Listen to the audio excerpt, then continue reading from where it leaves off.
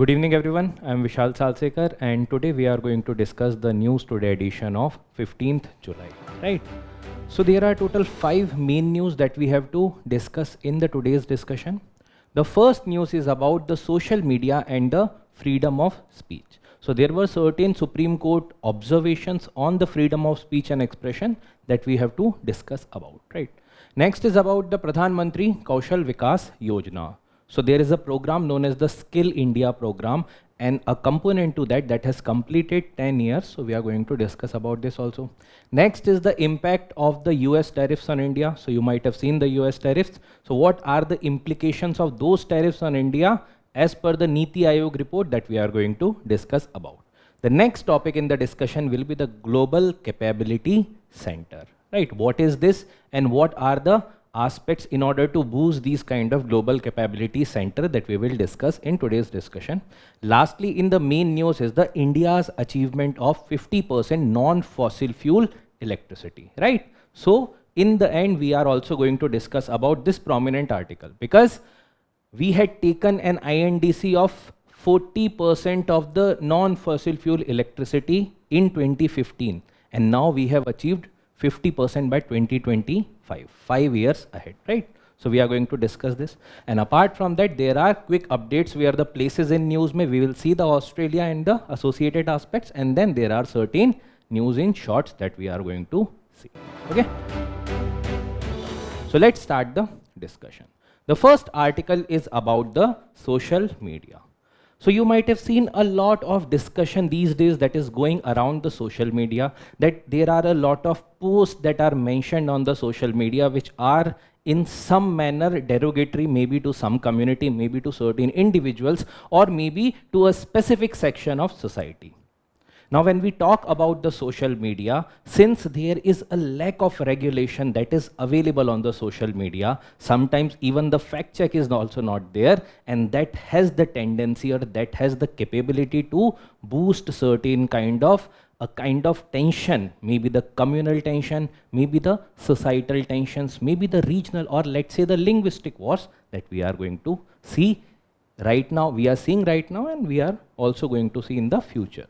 Right. So the Supreme Court's observation come in this context. The Supreme Court says that it emphasized on the fraternity among the citizen for reducing the hatred on the social media. Right. So Supreme Court in the recent case of Wazahat Khan, Supreme Court had talked basically about that it is on the citizen only to regulate themselves when they are expressing their views on the social media. It should not be on the state, but if the need be, then the state is also going to intervene in that particular case. So let's start the discussion about this.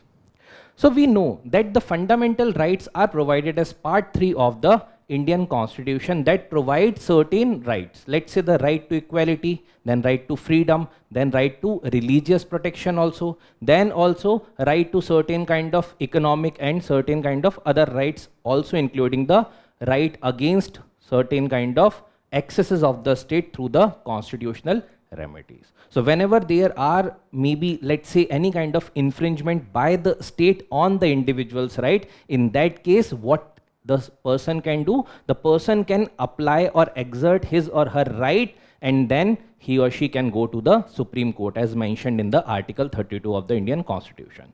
So basically in that context, the Article 19 talks about the freedoms, and the freedoms includes the 19(1) provides the 6 type of freedoms, which includes the freedom of speech and expression, then freedom of movement, freedom to form association, move different part of country, profess any specific kind of profession, and then there are certain kind of exceptions that are available in this. So what does these exception tells? That the freedom of speech or movement or to form association, these are not the absolute rights. There may be certain kind of curtailment, and then there are certain provisions that are provided in the Constitution itself that provides ki bhai on these contexts there can be curtailment. Now, when we talk about exerting the individual's right against the state, so generally it is considered as the vertical application. That means, suppose karo, if the state is exerting certain kind of power on you and that is infringing your right to exercise certain kind of freedom, let's say in this case is the freedom of speech and expression, then what you can do? You can, let's say, go to the Supreme Court, file a suit against the state. So this will be the vertical application. But then in the Kaushal Kishore versus the state of Uttar Pradesh case of 2023, it was mentioned by the Supreme Court that now this can be even applied against a non-state actor, let's say an individual or any other official who is not serving or placing the comment as a part of state. So what does it tell? Suppose if there is any kind of statement that is asked in the prelims that these rights are only available against the state, then in that case the answer will be incorrect, because it is also available against the individual that is being talked about in the horizontal application of this. Now, why Supreme Court had to tell any specific thing in this point of time? Because what is happening right now, that there are certain kind of remarks that are getting popularized on the social media. Now, because of lack of regulation on the social media, and even the people who themselves want to exercise their right to freedom of speech and expression, in exercising their own rights, what they are doing, they are sometimes not considering that there is a thin line between exercising their right to freedom of speech and expression and going derogatory, maybe against some community, maybe against certain individual. So what Supreme Court had mentioned in its observation, that having an opinion is one thing, that you can have an opinion, you have the freedom of speech and expression, but when you express it in certain way, then that particular way can be brought in the question. And if there are something that is derogatory, if that may create certain kind of hatred, in that case, there has to be first the restraint at your end. Means you yourself will regulate your behavior on the social media, because then you are going public, right?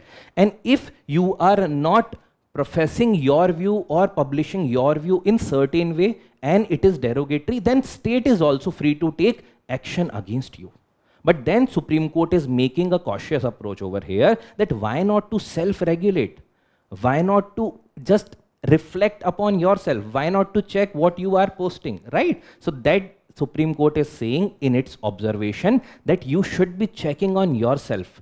Otherwise, if that is not checked from your side, then the state will come into picture. Because at the end of the day, be it the sovereignty, be it the public order, or be it any other prominent exception that is provided in the Article 19 itself, for application of that, there can be the state utilization or state machinery utilization in order to even put certain restrictions on your right to freedom of speech and expression, right? So citizens should self-regulate. If fails, then the state may have to intervene. So the Supreme Court says, ki bhai, you should only self-regulate. Do not let the state come in this particular picture, right? So now we have to talk about the impact of social media on the freedom of speech and expression, right? So before talking about the impact of social media on the freedom of speech and expression, let's see why this particular topic is important from the examination perspective, right? Because in the previous year, in 2024, UPSC has asked a essay topic on this specific topic, and even in the general studies paper, in different GS paper, including GS1, they had asked multiple questions about it. So the question is, social media is triggering the fear of missing out amongst the youth, precipitating depression and the loneliness. Now, when we are utilizing social media and when we are allowing the social media to take over on ourselves, in that case, there might be multiple issues that we might be facing as an individual, right? The loneliness, depression, stress, anxiety, fake news, the communal hatred may be a lot of, or creating a lot of issues, and maybe certain of these issues that are precipitated by the social media. There may be n number of other issues, right? So when we talk about the impact of social media on the positive side, yes, social media has provided a lot of positive aspects, be it the democratization of voices, because there are many sections of society who are not able to exercise their own rights, because the state as an apparatus is comparatively elitist structure, right? So a person who is from the marginalized section of society or from a poor strata, it will be difficult for him or her. So in that case, the social media provides the voice to that person. Then strengthening the participative democracy, basically when we talk about democracy, democracy itself suggests about the deliberation as well as the participation in the democratic process. When we talk about the participative democracy, in this particular case, what social media helps? Social media helps to propagate your view, so that whenever your view is relevant, if it gets the voices of other people also, and in that case, what it is going to help? It is going to help your contribution to the policy making also. Sometimes you can be analyzing that particular policy, sometimes you are also providing critique to that policy, right? And in this manner, you can ensure the accountability as well as the transparency of the governing organ, be it the state apparatus, be it the officials, be it certain kind of policy mechanism. What you can do, you can provide your opinions and view. But generally, when we talk about social media, a lot of negative aspects start emerging in our mind, and specifically in the present day, when we talk about these things, a lot of fake news. And after the arrival of artificial intelligence, the issues like deep fakes, issues like certain kind of misleading videos that are being created utilizing certain kind of artificial intelligence tool, all these are creating issues with respect to the kind of social media which we were thinking previously, right? So the misinformation and fake news is one such issue which the social media is propagating. If there is no such fact check mechanism, and these mechanisms are deployed by certain portals, but then again the utility is getting undermined because the kind of data that is available on the social media.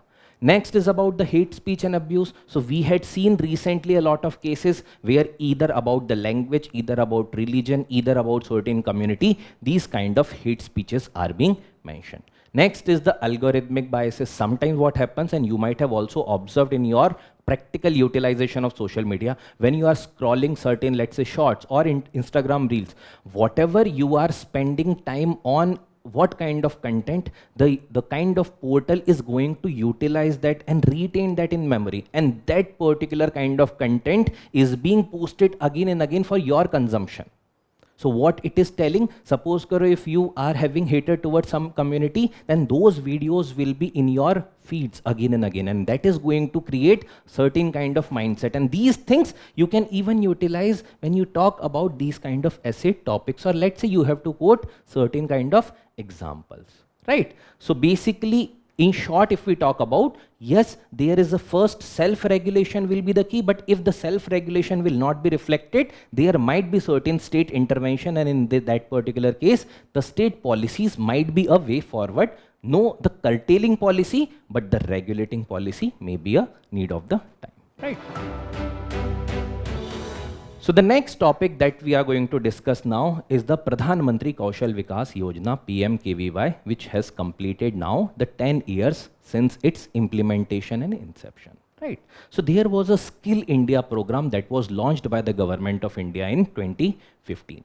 Now, what is the Kaushal over here?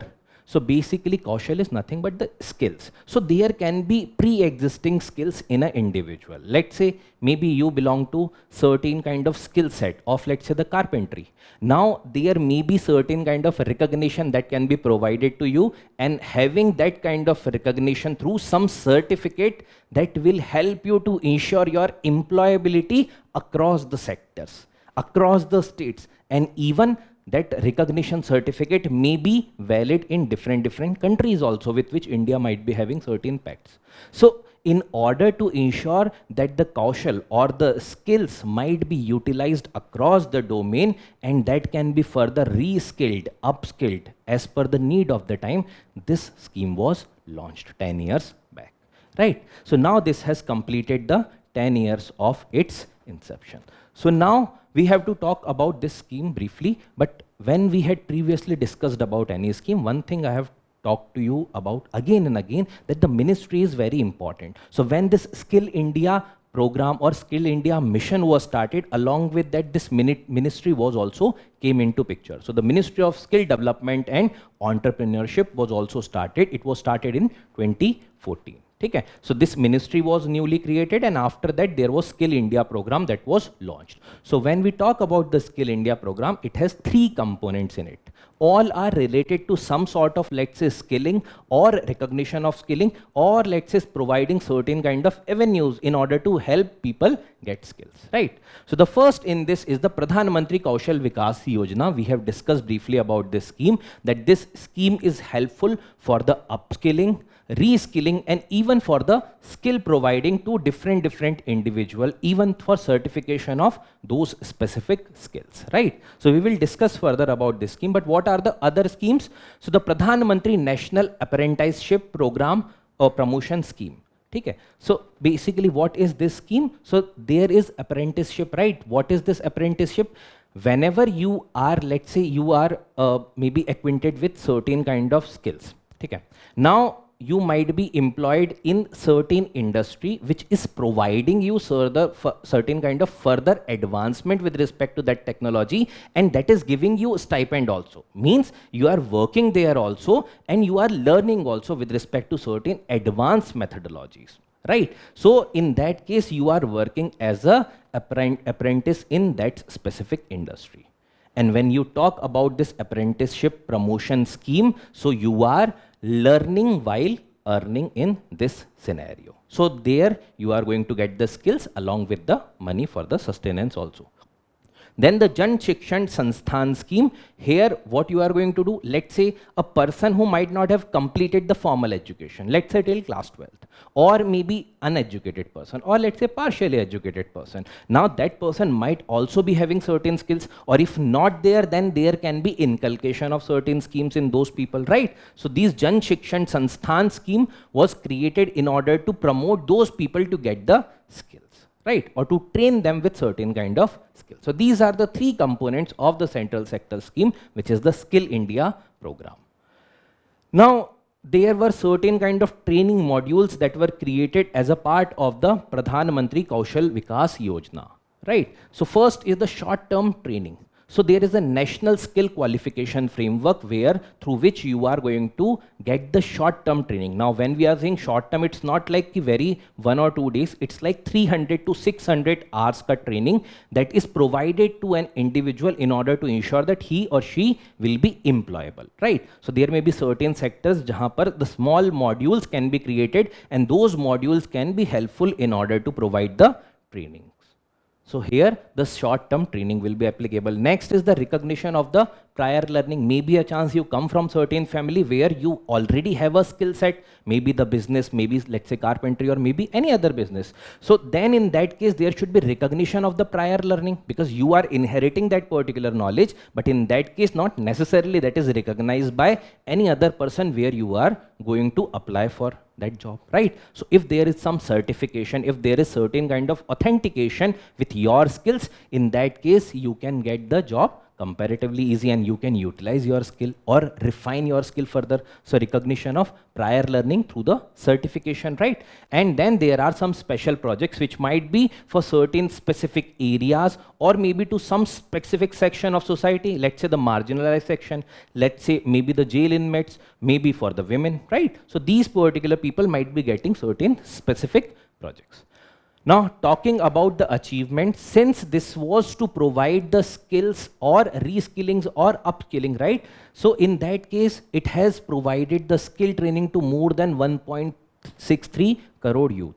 So when we talk about this number, that means these much people were made as employable people. Now they can search for the jobs in the industry. They are comparatively more employable. Then the targeted skilling, for example, there may be certain specific section or tribes which were marginalized, but through this program, they are going to get some benefit. For example, the Bru tribe in Tripura, the prison inmates, for example, in the Assam and Manipur, and even the women, right? So they are going to get certain additional handholding or the support through this program. Then the social equity and inclusion, the last part se hi related hai. When you are going to provide the targeted skills to certain specific sections of the society, in that case what you are going to do, you are ensuring the equity.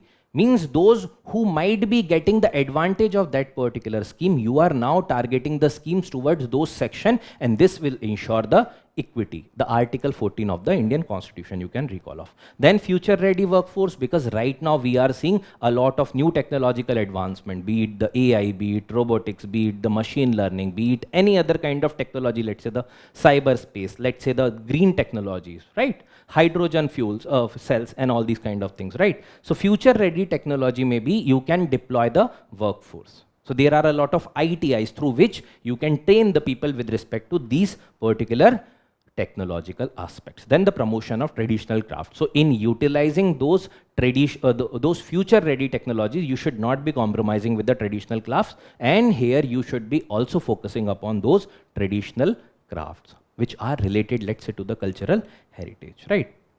Now, what are the design principles as a part of the Pradhan Mantri Kaushal Vikas Yojana 4.0? So first is the industry connect, right? So what you are going to do, you are going to connect the industries like businesses and all, and also to certain kind of, let's say, training modules. So whatever need industry ka that will be there, you are going to directly focus on the people, and those kind of training modules can be provided. So the training will be industry centric, and that will help to get more jobs. Then the digitalization of the training ecosystem. It's not necessarily that the physical presence will be needed. You can even utilize the remote access for the training modules. Then focus on the entrepreneurship, as highlighted by the Prime Minister of India, that we should not only be creating the jobs, but we have to also create the job givers, those who will be employing the other people. So entrepreneurship is also one such aspect, and government is also promoting. Then the creation of the national pool of the assessors and the trainers that will be needed for this program. And next is about the focus on the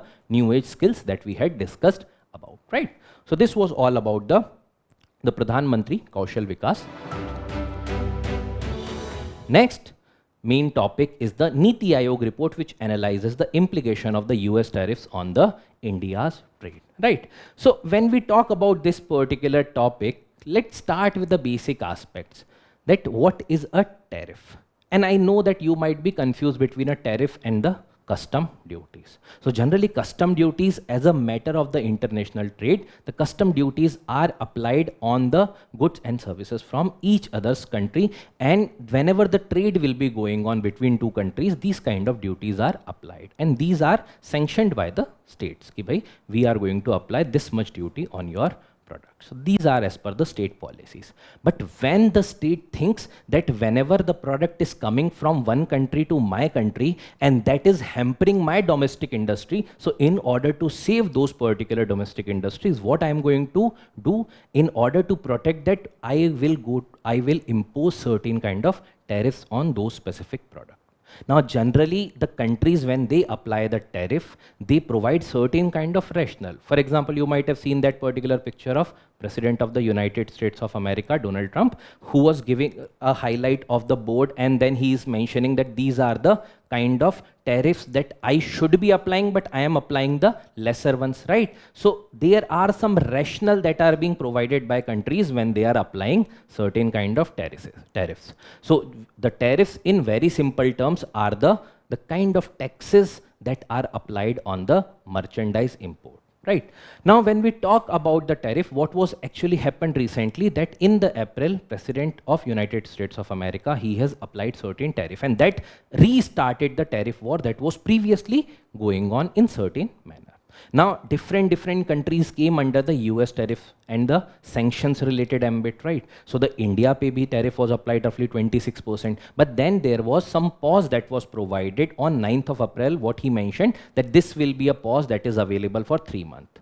So right now the duty that is applicable is 10%, but then 26% is the slab that is of India. But then different other countries are there which are also having, or which are under the US tariff ambit. So the countries like, let's say, China, which is having 55%, or let's say Canada roughly 35%, then Vietnam also more than 30%, right? The Mexico is there. So different countries are facing variable tariffs that were applied by the United States of America. Now, in that case, what this Niti Aayog report is mentioning, that there are certain kind of positives of the US tariff related policies, or let's say the tariff war. What are these kind of positives? First is the market share expansion. So this particular report is saying that because of this kind of tariff policy of the United States, now we are going to get roughly advantage on the 61% of the trade volume with United States. So the overall trade volume have with United States, we are going to get the advantage on the 61% of that specific trade volume, right?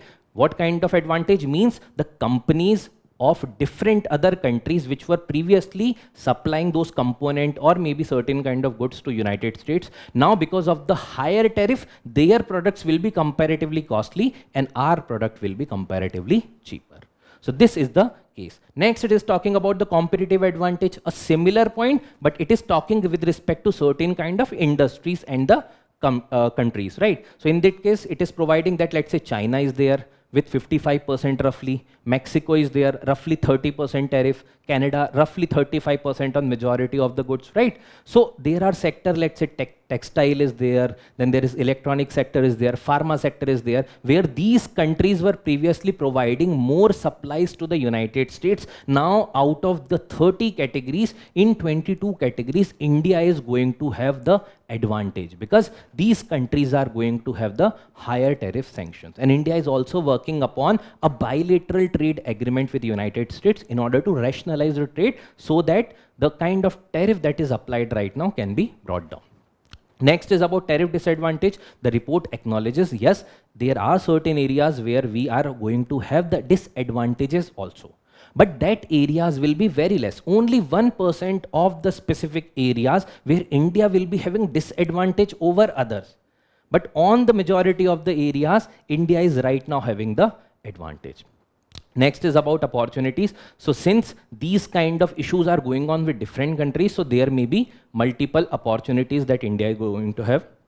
First is about India can increase its trade boost so that the supply can be increased to United States, because right now the competitive advantage related to the upper 3 points, right? Apart from that, and which all sectors, the electronics, nuclear reactors, other labor intensive sectors also, these are the sectors where India can utilize the opportunities as far as the trade policy is concerned. Now, when we talk about the policy measures that India should do right now, if we do have opportunity, we have to work upon them. That means if we do have the advantage, we have to reflect upon that advantage. We have to utilize that. So what we can do in order to boost the merchandise trade means the goods related trade में क्या कर सकते हैं? First is enhancing the export competitiveness. So see, for sending certain products, or let's say for the export, first we have to manufacture them at a comparatively cheaper prices, and then only that competitiveness might be utilized, yes or no? So in that case, what you can do, you can provide certain incentives. So the production linked incentive schemes can be expanded to cover certain more sectors which were identified by the Niti Aayog report, so that we can provide more incentive to the producers, and that can help them to supply those export product at comparatively cheaper rate and at the competitive edge. Then the trade facilitation and the market access. So whenever the customs related aspects are going on, or let's say the trade is going on,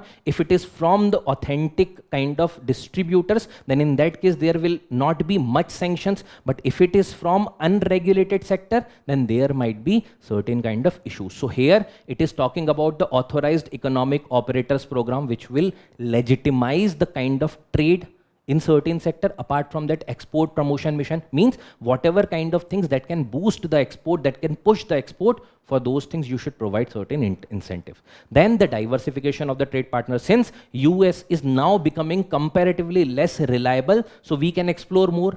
So we had discussed about that UK and India have signed the FTA agreement, right? India is also talking with the United States for the bilateral trade agreement. So we can diversify. India can go with EU also for signing the free trade agreement on the lines it had signed with the UK. So these kind of models can be utilized. Apart from that, certain kind of aspects for ease of doing business, like Jan Vishwas 2.0, which with decriminalizing certain kind of, let's say, the civil issues that might be erupted because of the trade between two countries, right? Then for boosting the services, now this is the advantageous aspect for India, because India is comparatively robust when it comes to the services. So what we can do, we can negotiate it service focused FTA. Right now the FTAs are mainly focused on the goods. That's why India is taking less advantage. So service related negotiation should be there. Then the broadening of the mutual recognition agreement, let's say the kind of business standards, the kind of the working professional, the kind of skills recognition, that should be mutually recognized, so that the professionals will be able to work seamlessly in the other countries also. Next is about simplifying the license and the regulatory compliance. If the ease of doing business is not there, then in that case, do you think that the trade is going to get boosted? So first you have to simplify the processes. First, let's make the trade holding comparatively easier, right? So for that you have to simplify the licensing, you have to provide comparatively ease to the global firms and the regulatory compliances.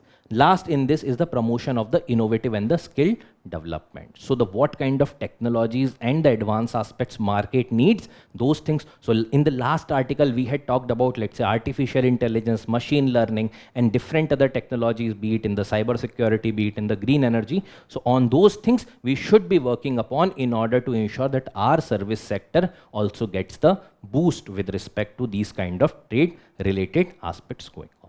Okay?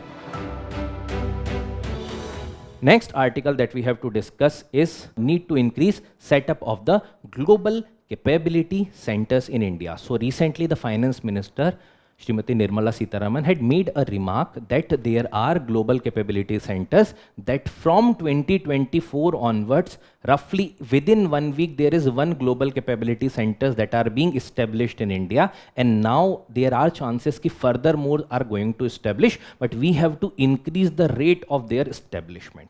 So let's discuss about what are the global capability centers. So you might have heard of, let's say, the BPOs or the business processing certain kind of like outfits which are helping to ensure that your businesses should be established in certain countries where comparatively labor cost is cheaper.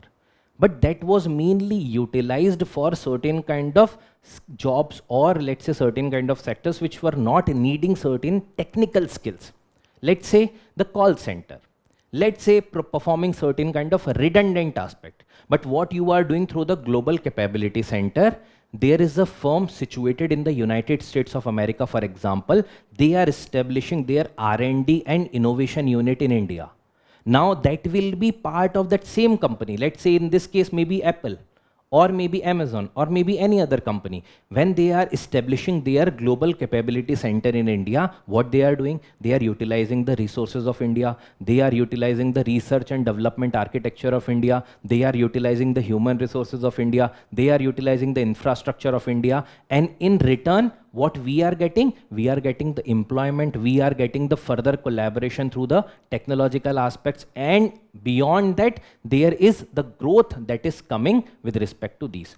So the global capability centers are also the global in-house centers or the captives, which are helping in general in order to support the countries to establish their offshore unit in our country, an offshore unit not to perform certain redundant kind of exercises, but to support with the high-end technological aspects, let's say the research and development or innovation, or maybe certain kind of aspects which require the high-end skills, right? So they operate within the internal organization structure.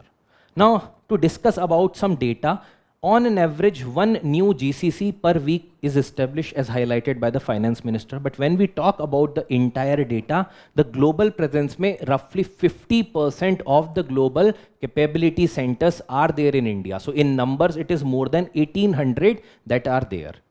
And if we talk about the Fortune 500 company, roughly half of them have established their capability centers in India. That shows that India shows the growth potential, and apart from that, presently also there are a lot global capability centers that are established in India. When we talk about the economic contribution, roughly $68 billion is their economic contribution to the India's GDP. When we talk about the as a part of GDP, roughly it is somewhat like 1.5% of the GDP, right? And it is expected to further increase. So 150 to $200 billion by 2030 is the estimated target. Now see, it is going to increase the economic contribution. It is also going to reflect in the number of people they are employing, yes or no? And that too in the high-end skills. So when we talk about the present employment figure, roughly 2.16 million people that are being employed by the GCCs or the global capability centers. Now, if that is going to increase by 150 to $200 billion, that is also going to increase the number of people who are employed, right? So it is estimated that roughly 2.5 to 2.8 million people are going to be employed in these particular sector by 2030. Now, when it is in the high end, that means you can assume the kind of volume that it is bringing. And apart from that, it is bringing the overall growth. So the CAGR of last 5 years is roughly 11%. So the annual growth is roughly 11% that this sector is breaking. Now, everything is not good. That's why we are talking about this topic, yes? So, when we talk about the issues that the sector is specifically facing, so we had already discussed about that when it comes to the research and development related investment, the India's investment as a part of GDP is less than 0.7% or roughly around the 0.7% of the GDP that we are establishing. When it comes to the certain kind of cities, let's say the tier 2 and tier 3 cities, there the issue is further aggraved. Because generally there the human resources are lacking, their infrastructure is lacking, they have a lot of potential, but these kind of infrastructure and what can be the kind of constituents for establishment of these centers that is lacking in the tier 2 and tier 3 cities. So first is the skilled workforce with the high-end technological capabilities that is missing or lacking, we can say, in the tier 2 and tier 3 cities. Then there are certain infrastructural gaps, though government is functioning upon, let's say, the smart cities program and many other infrastructure related program, but still there are certain gaps that are pertaining in these initiatives, and that's why the infrastructural gaps are there, right? The investment may be one such issue. Then the complex regulatory structure, though the finance minister herself talked about that we are going to provide all the kind of facilitation, but still there are certain kind of regulatory aspects that are complex in nature, the kind of laws that are there, the lack of ease of doing business in certain areas, which is also hindering the growth of the further GCCs in India and not allowing it to take advantage over the disadvantage of other countries, let's say China.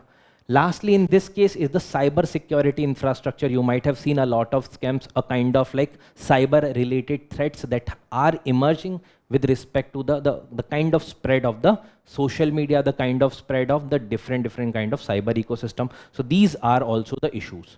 Now, when we have to talk about, let's say, the suggestions or the intervention from the side of government, then there can be first the embracing the next generation technologies. What are these kind of technologies? Now we are again talking about the similar things, let's say the artificial intelligence. So there are a lot of ITI institutions and these are utilizing to train people with respect to the artificial intelligence tools, machine learning, then cyber physical system. These are the things that are going to increase the kind of skill set in those people who are going to get learn from the ITI institutes, right?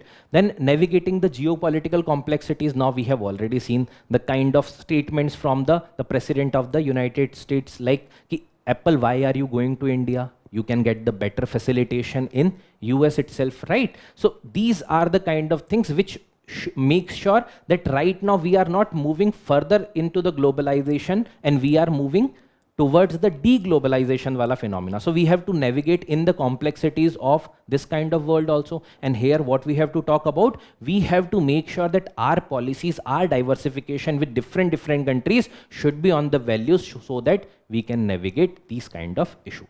Then redefining the workforce strategies, let's say there may be hybrid system that can be ensuring the cost effectiveness, the work from home, or let's say the remote access to certain kind of things. So that will also ensure that you can utilize the resource pool of distant area and without utilizing or spending a lot on the infrastructural aspect. Last is about the sustainability, because when we talk about future, then there should be the green aspect that should be incorporated in that. And here the sustainability, green energy, all these kind of things have to be incorporated. So when we talk about the energy and all, that should also be from the sustainable resources, right? So these are the things. Apart from that, you can also add the aspect regarding the data privacy law, the kind of robustness on the cyber physical systems, data localization. These can be the things that can further help with respect to these things. Now, last in the main news is about India achieving 50% of its installed electricity capacity from the non-fossil fuel resources. Now, there is a difference between the term renewable energy and the non-fossil fuel. But here in this case, the kind of intended nationally determined contribution that India had taken in the Paris Climate Summit, which was like that we are going to reduce the kind of electricity generation from the non-fossil fuel resources will be 40% by 2030.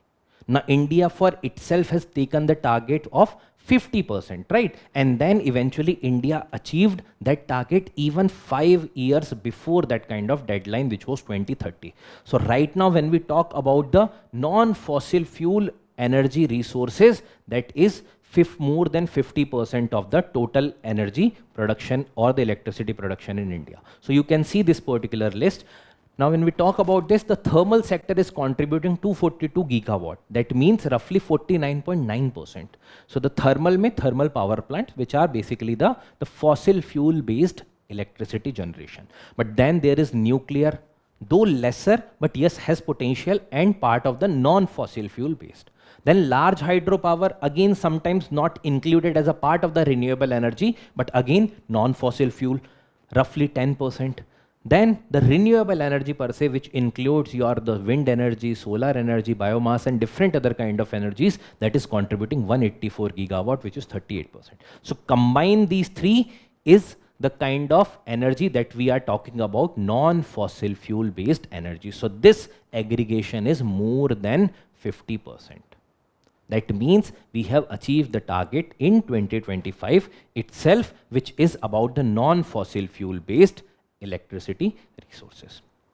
Now, ऐसा नहीं है कि this has been done in one day only. There were a lot of initiatives that government rolled out in different time period. For example, there is the PM Surya Ghar scheme, where the individual household is basically asked to utilize that solar rooftop panels that are installed, and those are also connected to the grid, so that whatever energy is being generated in those particular solar panel, that energy is then transmitted to the grid, and you are going to get the subsidies or the financial incentives through the banks, and obviously government is going to incentivize those banks. So what you are going to get when you are installing those solar rooftop panel, you are going to get the subsidy to install that, and also whatever energy you are contributing to the grid, that energy ka jo price hoga, that will be also reduced from your electricity consumption. So it is a kind of win-win situation, and that has significantly improved the scenario. Roughly 7 lakh rooftop solar installations that have been done. Next is the PM Kusum scheme, which is the Pradhan Mantri Kisan Urja Suraksha Evam Utthan Mahabhiyan. This scheme is targeted towards the farmers, so for a de-dieselization of the farms, so that the sustainable energy should be utilized, electricity should also be sustained, and also the water that is taken out from the groundwater resources, that should also be utilized in sustainable manner. In order to keep this thing in mind, this PM Kusum scheme was started. For solar powered pumps are being provided to the farmers, right? Then manufacturing expansion. So we know that for producing certain kind of, let's say the solar energy or windmills, we need the components. For example, solar photovoltaics are there. Then the to produce the wind energy, we will need those kind of turbine related structures that also should be manufactured. So here the manufacture is getting expanded, and here you are providing the incentive through the PLI schemes for specific sectors, right? Then the transmission infrastructure enhancement. Now see, if the kind of grids of across the countries are not connected, then in that case, the state's energy will remain in that particular state only.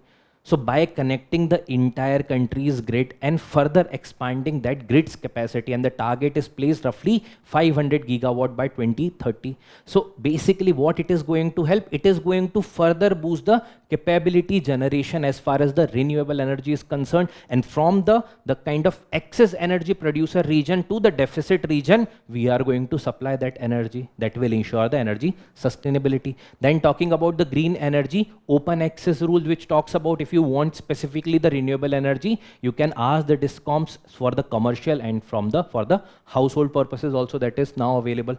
Then the foreign direct investment policy. So with respect to the kind of sustainable energy, or let's say the kind of energy, renewable energy related thing, the 100% FDI is permitted through the automatic route. Lastly in this series is the viability gap funding. So the government is going to fund if there are any kind of funding related gaps that are observed in certain projects. If those projects are viable, government will fund that particular remaining amount, right? Now what are the significance? So significance are very easy to understand and very logical also. if you are seeing India's example, now different countries might take certain cues from the India's progress, that we are not compromising upon our growth. We are growing. We became the fourth largest economy, but simultaneously, we also achieved the target to reduce the carbon emission intensity, and also by ensuring that more than 50% of our electricity is coming from the non-fossil fuel based resources. So that gives an idea to the countries that we can achieve our sustainable development goals. So India is showing the cue to the different countries of the world. So it is ensuring that India is now going to take the leadership of the world as far as the energy related things are concerned, or the renewable energy related aspects are concerned. Then the reducing of import dependence. Now see, whenever you are dependent on certain countries, let's say in this case, China is the major manufacturer of the solar photovoltaics. More than 70% is being manufactured by China. Now in that case, if we are too much dependent on that country, and now we have seen in the case of trade war or any kind of other tussle, that country can restrict the supply. We have seen in the context of China's restriction of the rare earth element. So to prevent any such kind of scenario with respect to India, the import dependence have to be reduced, and here the PLI and other scheme can be beneficial. Next is about diversified energy portfolio. So it should not be only that solar energy should be there. What if that there will be a lot rainy days? So there should be alternative resources also. So it should be a diversified portfolio where we will be having different kind of energy resources, right? Then next is, in this series, now we know that if there will be certain kind of technical setup will be there, you will need some technical professionals, right? So in this case, the skill development will be there. This will ensure the job creation. This will ensure that the people will be needed for the maintenance, right? So a lot of employment is also going to create it, and this will also ensure the industrial growth, right? So it will ensure that entire ecosystem is going to get benefited out of this. So with this, the main news are completed. There is a places in news. So let's discuss about that. So the context for this thing is that Australia and India are gearing up for strengthening the partnership across the vital sectors with the Mantri grants for 2025. Now, what are the Mantri grants? So you can simply assume them as a kind of scholarship that Indian students are going to get if they enroll with the premium Australian universities, specifically for the STEM sector, but then there are certain kind of other areas where this kind of Mantri grants are being provided. So when you have this opportunity to study in Australia and in the premium universities, then there may be a chance that you might be getting this kind of Mantri grants or scholarship. Okay? So assume it as a kind of like scholarship. Now when we talk about Australia, so the geography of Australia is very important, right? So if we talk about the geography on this particular side, which is the western side, here it is the entire Indian Ocean region. Even in the southern side, you can see there is the Indian Ocean region. So in the western and the southern side, you are able to see the Indian Ocean. What about the eastern side? So here in the eastern side, it is the South Pacific Ocean that is surrounding the Australia. Now, when we talk about Australia, Australia is a continent. So it is the smallest of all the continent, but and also it is a country. So it is a kind of continent country, right? So when we talk about the country, the size of this country is the 6th largest. When we talk about the countries, and when we talk about the continent, it is the smallest of all the continents. Now there are certain other things. So you are able to see this particular area of Australia, right? So this is some way northeastern area, and here you are able to see the corals or the arrangement of corals, which is known as the Great Barrier Reef. So it is also a UNESCO's World Heritage Site that is available near or in the shore region of Australia in the northeastern part, right? There is Tasman Sea also in the southeastern part, right? Apart from that, there are certain other facts that you can have an idea about with respect to Australia, that there is the highest point or the highest mountain with respect to Australia, right? Then there is the Great Barrier Reef we have discussed about.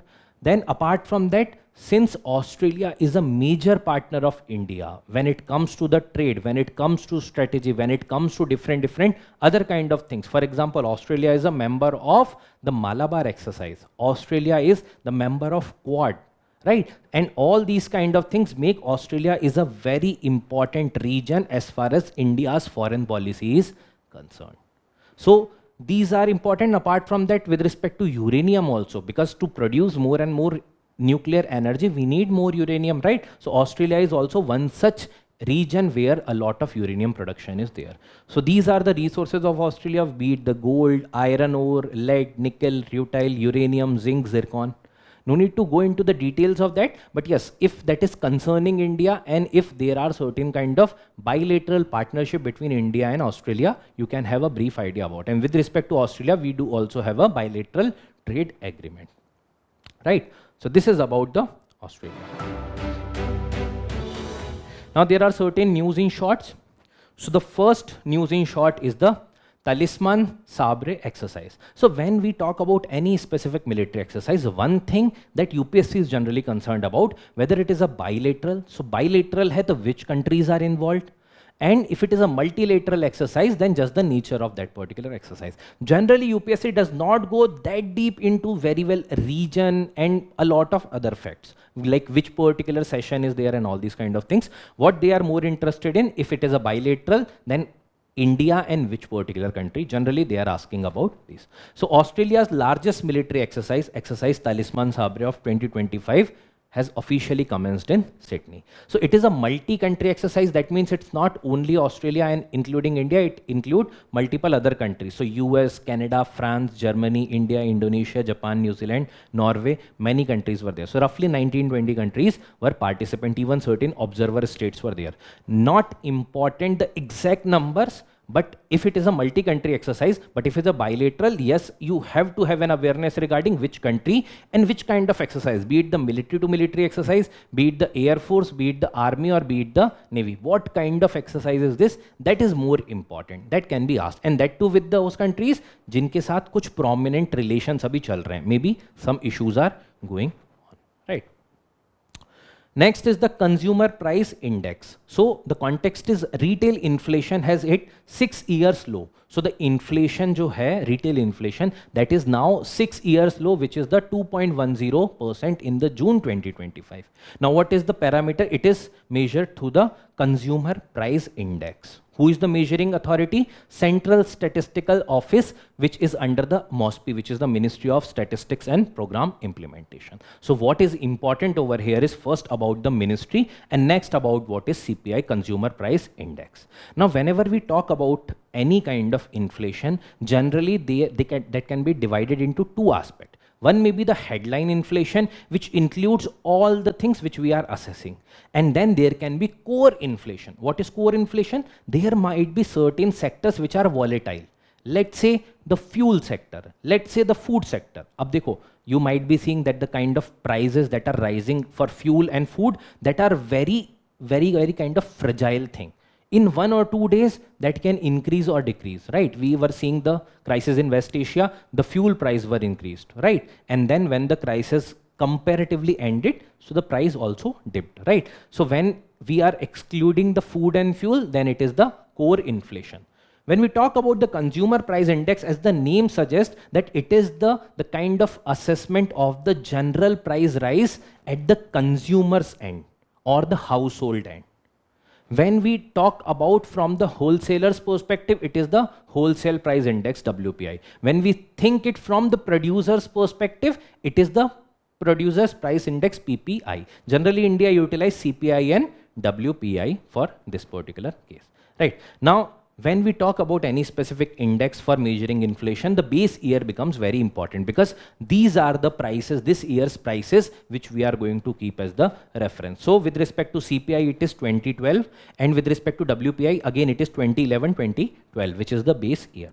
Now, why this inflation is being used? Because RBI also target its monetary policy based upon the inflation data. If the inflation is very less in that particular case, what RBI can do? RBI can increase the money supply so that there will be more availability of money in the market, and then the prices can a bit increase. So there is a cushioning. So 4% plus minus 2% is being kept by RBI. कि 4% से लेके plus minus 2%, that will be the kind of window that was kept. कि 4 से 6 तक जा सकता है till 2. So 2 to 6% is the range as per the RBI with respect to inflation. Next, about counterfeit goods. So there has been a recent what we can say, issue that has started with respect to the Birkenstock. You might have heard about this. That is a major footwear, or the kind of like footwear that you might be seeing. That manufacturer is there, and that has reached to this Delhi court to file a civil suit against the manufacturers and the traders of Delhi and Agra for selling the counterfeit version of their sandals. Now, previously, a few days back, we had seen with respect to the Kolhapuri chappal related issue also. But see, again, Birkenstock is a large firm that can pursue these kind of cases and all. But what about the manufacturers, let's say for the Kolhapuri chappals, who are like not having that much monetary power? So that was also the issue, and because of this counterfeit wala aspect, or let's say not recognizing the origin related thing, is a major issue that is going on recently. So what is this counterfeit goods? So whenever you are seeing any kind of duplicate goods of any prominent brand that are being sold in the market, they are known as the counterfeit product. Now, whether they are legal or illegal, yes, they are not legal, because the kind of products of the companies and the brands are protected under the Trademarks Act and the Designs Act. That's why producing the similar kind of things and similar kind of designs, similar kind of like trademarks or these kind of things, the brand logo and all that you are seeing on certain, let's say, clothes, or maybe the kind of sandals or shoes, that is not legal. So as per the OECD report, that has highlighted that India is one such key originator of these kind of counterfeit products. Other countries includes, let's say, China, Turkey. Apart from that, there is the CRISIL report also that shows that roughly 25 to 30% of the Indian retail market is constituting of the counterfeit products. So basically, this is a kind of major issue. Because of this, there may be certain legal tussle that might be started. And even sometimes company will think that, yes, better not to reveal their products to India. So we have to also have certain kind of, not that stringent law, but there should be certain kind of measures that should be done in order to protect the company's interest also. But at the same time, the people, let's say in Agra, those are manufacturing these kind of, let's say, leather chappals since the generations. So there should be certain kind of measures here also. Okay. Next, about the National Pharmaceutical Pricing Authority. As the name suggests, this is the authority that is responsible for the imposition of the Drugs Prices Control Order, which was issued by the Department of Pharmaceuticals. So whenever there has to be certain kind of control that is needed regarding controlling of, let's say, the prices of drug, this is the authority, National Pharmaceutical Pricing Authority. So this ensures that the prices of drugs should be accessible, affordable, and even those particular drugs should be available in the sufficient quantity. Which particular order are being utilized? Drug Price Control Order. Now again, an authority is there, so let's discuss about the ministry department also. So Department of Pharmaceuticals, Ministry of Chemicals and Fertilizer is the concerned ministry of this. What this is doing, that it is an independent regulator of prices of drugs and to ensure the availability, accessibility and affordability of the medicines, as we have already discussed. Next is the Shinkansen technology. So you might have heard this name with respect to the bullet trains, right? And you might also be aware regarding that from the Mumbai to Ahmedabad, there is a bullet train project going on. So there has been recently a patch test of this particular bullet train that was done in the Mumbai region, right? That's why this was there in news. So why again this was there in news with respect to technological aspect? So the next generation E10 Shinkansen train, which are even right now not rolled out in Japan itself. So those will be rolled out in India also and Japan also simultaneously. In the context of India, on the Mumbai-Ahmedabad bullet train route. So what is Shinkansen? It is basically the name that is used for the bullet trains in Japan, right? It is considered as one of the world's safest, high reliable, the kind of like frequency that it is holding, the kind of safety related aspects that are being provided by Shinkansen. All these kind of things are a part of this.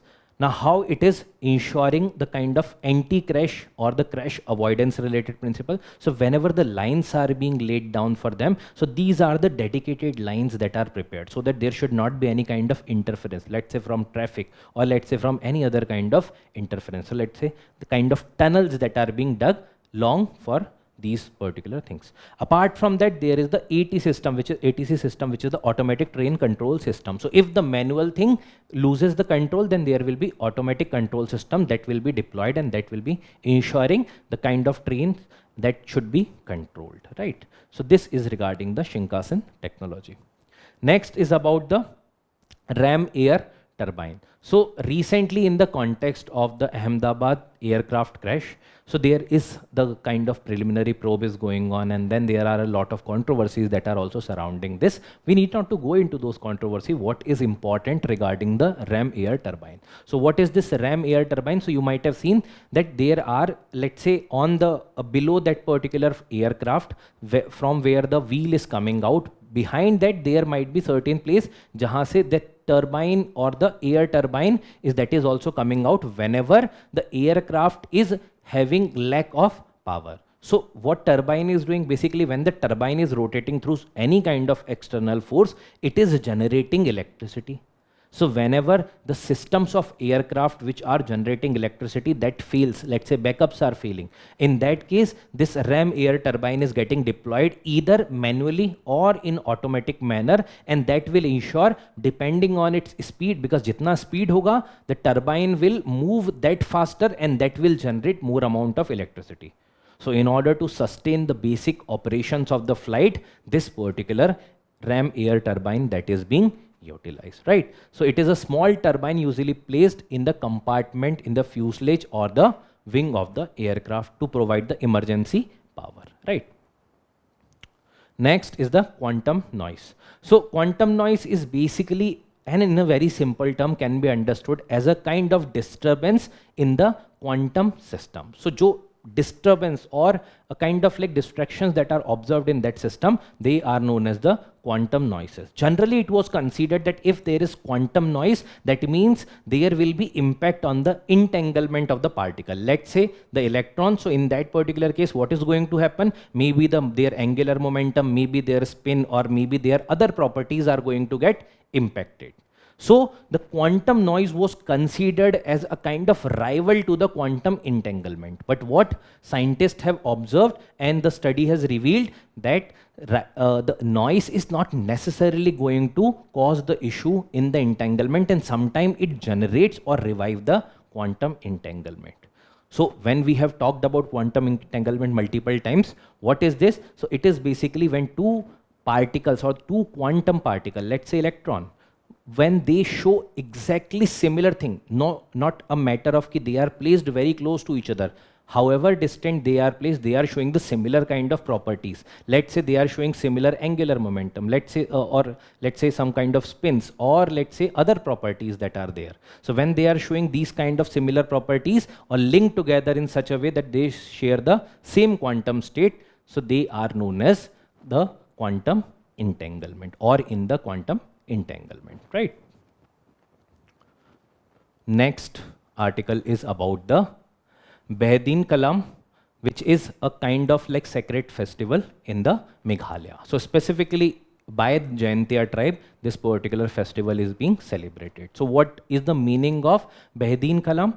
Which is the driving away the plague. So this particular festival is celebrated with the singing, dancing, and all the other kind of festivities, and after the sowing of crop. So a kind of festival which shows that the evil spirits, or let's say certain kind of issues like diseases and all, that should go away. So it is a symbolic gesture of driving away the evil spirit, plague, diseases by beating the roof of every house with the bamboo poles.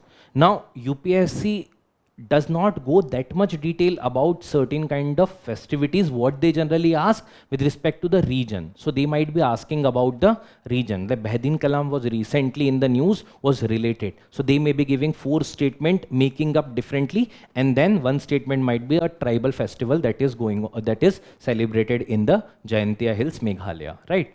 So there are 2 more terms that are related to this. First is the Dat Lavakor is there. So it is a kind of like football like sport which is played with the kind of like wooden football kind of ball. And then next is the Etan Bhang, which is the tug of war like sport. Okay. So with this, we have completed today's News Today discussion. I hope that things are clear to you. Now you might be able to see certain questions that are appearing on the screen. So make sure you attempt this and you post your answers even in the comment section with respect to this. Okay? So I hope the things are clear to you. Thank you, everyone.